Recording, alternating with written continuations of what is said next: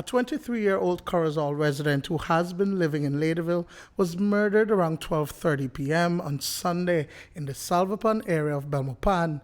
It is not known what triggered the gun violence, but Jermain Sanker was sitting in the driver's seat of a Dodge Neon car and had just stopped on Cemetery Road near its junction with Panama Street when a gunman fired 2 shots at the unsuspecting youth. A brown in color Dodge Neon car was seen with a dark complexion male person who was seen motionless.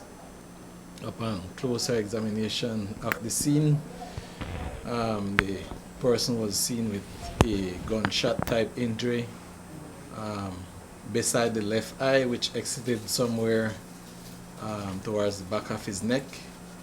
His identity was learned to be Jermain Sanker, 24 years old, of a Corozal address. According to a Salvapan resident, she was inside her house when she heard the 2 shots fired.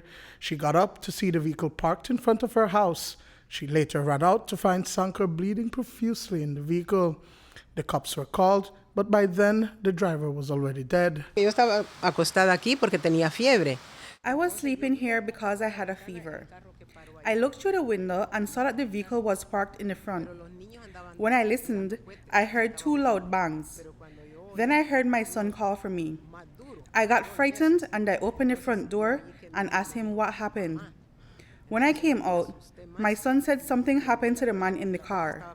So I ran out and went to the vehicle, and when I got there, the man was already dead. He was in front of the steering wheel dead. And I knew he was dead because he wasn't moving and he had blood on his chest. But I didn't see who shot him. There wasn't any bicycle or vehicle or nothing, only noise to the back. I am not sure if the person escaped through the bushes. Police say Sanker had rented a room in the Belmopan area for a few days and the car he was traveling in was rented. News 5 understands that while he has a driver's license from Belmopan, Sanker is not known to be living in that municipality. So what was he doing in that area, and was he lured to his death?